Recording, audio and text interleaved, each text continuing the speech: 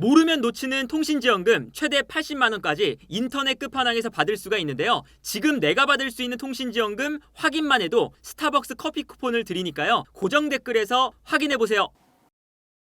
브루노 페르난데스가 아릴랄로부터 정말 엄청난 제안을 받고 있는데 아릴랄이 최후 통첩을 했다는 기사가 나왔습니다. 어떤 얘기냐면 맨유를 떠나서 아릴랄과 2억 파운드의 연봉을 받을지 72시간 내에 결정을 해달라라고 아릴랄이 최후 통첩을 했다는 이야기가 나왔어요. 그래서 아릴랄은 브루노 페르난데스에게 72시간 안에 본인들의 제안을 받아들일지 선택을 해달라. 현재 이 금액이 정말 엄청난 금액인데 일단 현재 브루노 페르난데스가 받고 있는 연봉이 주급 28만 파운드거든요. 그런데 하나로 따지면 주급이 5억 1,800만 원이에요. 그런데 브루노 페르난데스가 이 금액을 사우디로 가게 된다면 세금을 심지어 면제받으면서 70만 파운드까지 늘려주겠다. 70만 파운드면 하나로 따지면 주급이 12억 9,500만 원이거든요. 그래서 실제로 세금을 면제받기 때문에 실질적인 브루노 페르난데스의 연봉은 4배까지 늘어날 수 있다. 그렇다면 브루노 페르난데스가 3년에 걸쳐서 보너스를 포함해서 받을 수 있는 최대 연봉은 2억 파운드가 될 것이다. 이 2억 파운드가 얼마나 대단한 금액이냐면 맨유와 토트넘의 유로파리그 결승전이 1억 파운드의 결승전이다. 이런 얘기가 있었잖아요. 그때 그 1억 파운드가 어떻게 추산이 됐냐면 그게 이제 하나로 따지면 1,800억 정도의 금액이었죠. 챔피언스리그에 나갔을 때 상금, 그리고 챔피언스리그에 나가면 중계권료, 그리고 스폰서가 붙는 거 이런 걸 다 합해서 1억 파운드의 금액이었어요. 그런데 브루노 페르난데스가 혼자서 아릴랄에 가면 세금을 면제받기 때문에 그리고 엄청난 연봉을 아릴랄이 제안을 했기 때문에 3년간 3,700억가량 2억 파운드의 금액을 받는다. 맨유와 토트넘의 1억 파운드 금액의 2배가량 되는 금액이잖아요. 그런데 지금 문제가 어떤 거냐면 맨유의 상황이 맨유가 이번 시즌에 선수단을 대폭 축소할 것으로 예상된다.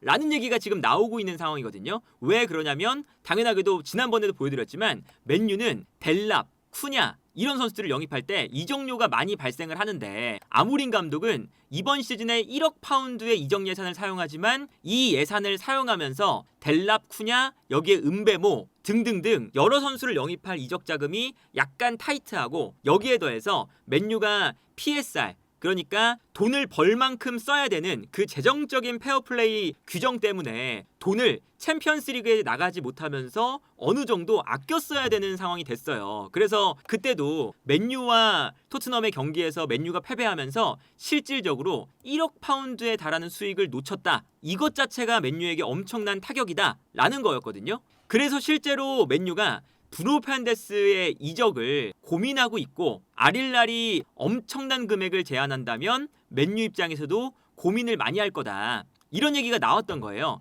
그래서 브루노 페르난데스도 지난 유로파리그 결승전이 끝난 이후에 맨유가 상황이 어려운데 어떡하냐? 혹은 당신의 이적설이 지금 나오고 있는데 어떤 감정이냐? 이렇게 질문을 했더니 저는 맨유가 떠나보낼 때까지 맨유에 있을 거다. 맨유에 남아서 더 많은 것들을 해내고 싶다. 이런 인터뷰를 했어요. 다만 맨유가 선택을 했을 때 내가 팀을 떠나야 된다고 판단을 하거나 특히나 맨유가 돈이 없어서 재정적으로 문제가 생겨서 팀이 돈을 벌기 위해서 나를 이적시켜야 된다. 그런 결정을 맨유가 했을 때는 내가 떠나야겠다. 이런 얘기를 했어요. 정말 팀에 헌신하겠다. 끝까지 내 마음은 남고 싶지만 맨유에게 도움이 된다면 떠나겠다. 이런 얘기였거든요. 그래서 아마 맨유도 고민을 많이 하고 있을 거고 브루노 페르난데스도 사실 이 연봉 자체가 규모가 너무 크다 보니까 브루노 페르난데스도 고민을 좀 할 것 같은데 일단 이제 어떤 관점에서 봐야 되냐면 전술적인 측면에서 브루노 페르난데스가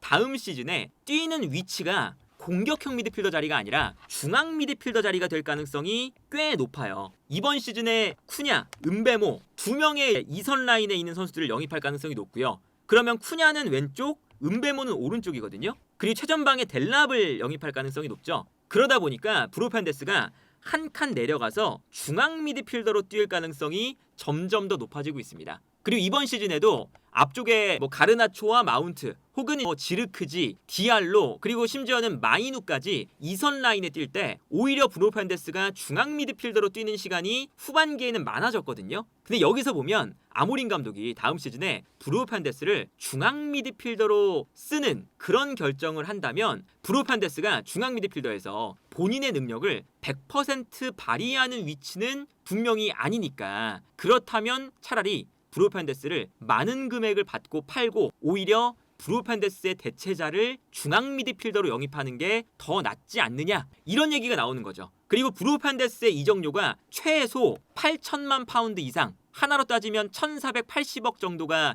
될 것으로 예상이 되거든요. 이것도 사실은 엄청난 금액을 받고 팔 수 있는 거니까. 그리고 브루노 판데스가 이제 나이가 있기 때문에 이 정도 금액을 받고 브루노 판데스를 떠나보낼 기회가 이번이 마지막이거든요. 그래서 당연히 뭐 팀의 헌신과 브루노 판데스가 팀 내에서 끼치는 영향력, 이런 것들을 생각하면 브루노 판데스는 어떤 금액에도 판매하면 안 되는 선수지만 다음 시즌의 플랜과 그리고 현실적으로 냉정하게 봤을 때 브루노 판데스를 공미가 아니라 중미로 쓴다면, 그러면 맨유 입장에서는 돈을 많이 받을 수 있을 때 브루노 판데스를 판매하는 것도 나쁘지는 않은 선택이다 라고 볼 수가 있는 거죠. 그러니까 어떤 거냐면 브루노 판데스가 중앙 미드필더로 뛰면 이제 어떤 플레이가 나오냐, 기본적으로 맨유는 상대를 본인들의 진영으로 끌어당겨요. 그래서 뭐 예를 들어서 3백이 요로, 더리우트, 마즈라이가 나왔다. 그러면 3명의 선수가 내려가죠. 내려가면서 상대를 앞으로 끌어당기고요. 좌우 윙백도 내려가면서 상대를 앞쪽으로 모두 다 끌어냅니다. 그러면 이때 브루노 판데스와 우가르테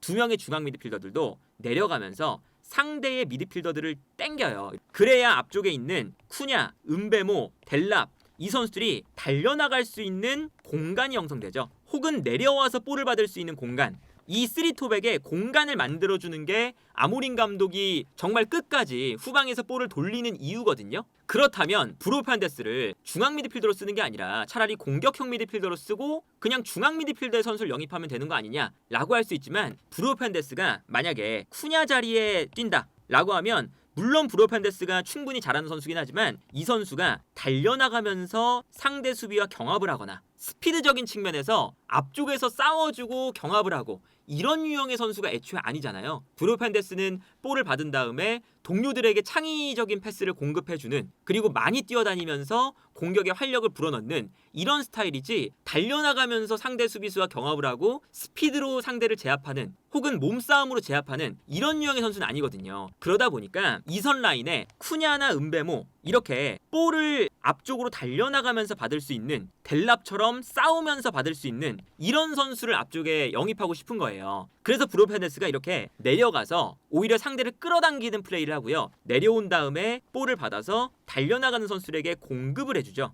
근데 여기서 이제 문제는 브루노 판데스가 이 역할을 분명히 못하는 것도 아니고 심지어 잘하는데, 잘하더라도 브루노 판데스가 저렇게 낮은 위치에서 패스를 뿌려주는 게 좋지만, 기본적으로 브루노 판데스가 수비 라인 앞 공간에 있을 때 이 선수가 두 명의 중앙 미드필더 중에 한 자리에 서면 어쨌든 수비 라인을 보호하는 역할을 해야 되거든요. 그러면 이 보호하는 역할은 브루노 판데스가 잘 하지 못한다는 거죠. 그래서 중앙 미드필더 라인에 나왔을 때도 브루노 판데스가 수비 상황이 되면 되게 높은 지역까지 올라가서 뛰어나가는 장면이 많아요. 섣불리 올라가게 되고 공간을 비워두고 앞쪽에서 압박을 하려고 하거든요. 근데 이 자리는 지키는 자리다 보니까 브루노 판데스가 중앙 미드필더로 나왔을 때 문제가 되는 건 수비하는 상황에서 미드필더 라인이 약해진다는 거죠. 예를 들면 이런 장면이죠. 이 장면을 보면 두 명의 중앙 미드필더, 브루노 판데스와 우가르테가 있습니다. 근데 브루노 판데스가 살짝 올라와서 자리를 좀 비워두고 앞쪽에서 압박을 들어갔어요. 그러니까 상대팀 입장에서는 브루노 판데스가 올라온 걸 보고 브루노 판데스가 살짝 올라와 있으니까 뒤에 있는 공간으로 패스를 주는 거죠.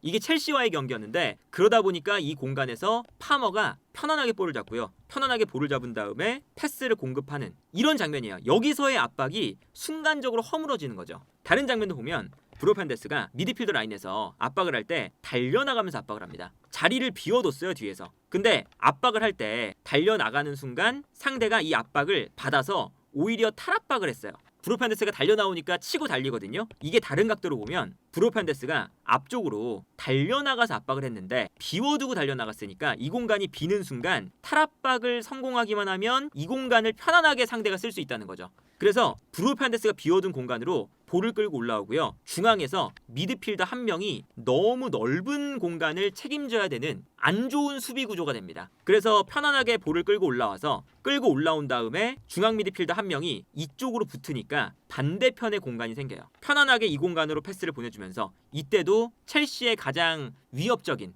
파머에게 편안하게 패스가 전개되면서 이 공간에서 파머가 패스를 받아서 패스를 공급할 수 있는 기회를 얻게 되는 거죠. 실제로 이 장면도 실점과 가까운 장면이 나오는 상황이었거든요. 이런 걸 보면 브루노 페르난데스가 중앙 미드필더로 나왔을 때 이 선수가 내려와서 볼을 받아서 뿌려주는 패스는 좋지만 수비할 때 중앙 미드필더 라인에서 튀어나가는 성향, 아무래도 좀 공격적인 성향이 있는 선수다 보니까 여기서 문제가 생기고 수비 라인의 밸런스가 안 좋아진다. 그리고 브루노 페르난데스가 이렇게 빌드업을 할 때 이 장면도 맨유의 수비 라인이 모두 다 내려가서 상대를 끌어들이고 있어요. 그 끌어들이니까 자연스럽게 중앙 미드필더인 브루노 페르난데스도 내려오죠. 근데 여기서 내려왔다가 이제 맨유가 전방으로 볼을 길게 걷어차고 브루노 페르난데스가 여기서 다시 올라가게 되거든요. 근데 여기서 이제 문제가 뭐냐면 브루노 페르난데스가 밑에서 올라가다 보니까 공격 지역으로 올라가는 시간이 좀 걸려요. 그래서 여기서도 한 번에 롱킥이 들어가면서 마운트가 디알로에게 줍니다.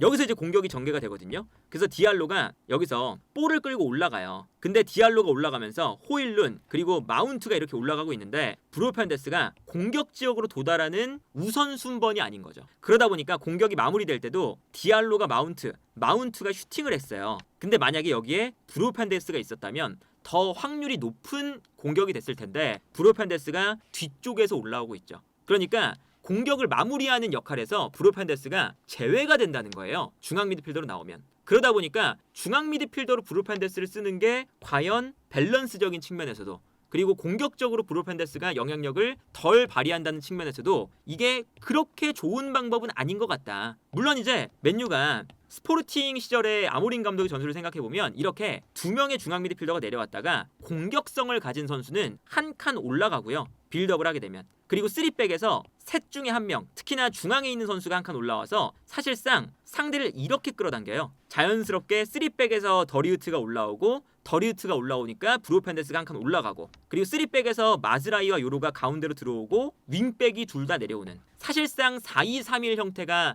될 때가 있거든요. 이러한 전형이 스포르팅에서도 많이 썼던 전형인데 그래서 브루노 페르난데스가 내려왔다가 결국에는 올라가는 움직임을 취하면서 올라가긴 할 텐데 그래도 브루노 페르난데스가 이렇게 내려왔다 올라가는 것보다 애초에 위에서 뛰는 게 공격적인 영향력을 발휘하는데 훨씬 더 좋다는 거죠. 그리고 만약에 브루노 페르난데스가 쿠냐나 은베모 요 두 선수의 위치에 있을 때 보면 이 자리에서 브루노 페르난데스가 못하는 것도 아니거든요. 공간이 나오면 브루노 페르난데스가 달려나가면서 이 공간을 빠르게 활용하지 않지만 패스를 받을 때 넓은 공간에서 브루노 페르난데스가 볼을 받아요. 그러면 상대가 브루노 페르난데스를 향해서 달려나올 때 그 순간 좋은 패스를 여기서 뿌려주는 거죠. 이것도 브루노 페르난데스가 높은 지역에 위치하니까 공격 지역으로 조금 더 패스를 빨리 보내줄 수 있고 그리고 결정적인 패스를 공급해 준다는 그런 장점이 있는 거거든요. 근데 브루노 페르난데스를 한 칸 밑에 쓴다면 요 역할은 쿠냐가 맡게 되는 거고 혹은 은베모가 맡게 되는 거고요. 브루노 페르난데스는 조금 더 낮은 위치에서 상대의 페널티 박스와 조금 더 먼 지역에서 볼을 받기 때문에 아무래도 결정적인 패스를 보내주는 확률이 줄어들 수밖에 없다. 예를 들면 이 장면이죠. 이 장면을 보면 맨유가 이렇게 3톱이고 브루노 페르난데스가 살짝 공간을 찾아 나가면서 좋은 공간으로 움직이고 있습니다. 그리고 이 공간으로 패스가 넘어오거든요. 그러면 브루노 페르난데스가 높은 위치에 있으니까 볼을 잡자마자 뛰어나가는 선수에게 패스를 뿌려줘요. 심지어 달려나가는 디알로 쪽으로 환상적인 스루 패스가 들어갑니다. 그래서 결정적인 패스를 여기서 하니까 사실 브루노 페르난데스가 요쯤 위치에 있었다면 이게 지금 중앙 미드필더 2명이거든요. 요 두 선수의 위치에 있었다면 결정적인 패스를 줄 수 있는 가능성이 떨어지겠죠. 줄 수 있는 위치도 조금 더 내려가니까 정확한 패스가 안 나오겠고요. 근데 높은 위치에 있으니까 여기서 결정적인 패스를 찔러주고 이 패스를 받아서 디알로가 달려나가면서 상대 수비의 뒷공간을 무너뜨립니다. 그리고 심지어 디알로가 수비를 뒤로 물러나게 만든 다음에 브루노 페르난데스가 공격 지역으로 올라오니까 페널티 박스 근처에 있고요. 여기서 패스를 받아서 오히려 브루노 페르난데스가 득점을 기록하는 이런 장면까지 나오는 상황이었어요. 이런 것만 봐도 브루노 페르난데스가 공격 지역에서 뛰었을 때 훨씬 더 효율 높은 결과물이 나온다. 공격적으로. 이런 걸 볼 수가 있거든요. 그러니까 이제 맨유 입장에서는 브루노 페르난데스를 중앙 미드필더로 다음에 분류를 해서 쓸 거라면 다음 시즌에 차라리 높은 금액으로 이 선수를 판매하고 중앙 미드필더를 데려오는 게 팀의 밸런스적인 측면에서 나을 수도 있다. 그래서 아마 감정적으로는 브루노 페르난데스를 떠나보내기 싫겠지만 맨유가 현실적으로 아마 계산기를 두드리면서 브루노 페르난데스의 이적을 생각을 하고 있지 않을까. 떠나보낼지 남길지 어떤 게 팀에 도움이 될지를 좀 판단하고 있는 상황이 아닐까 싶습니다.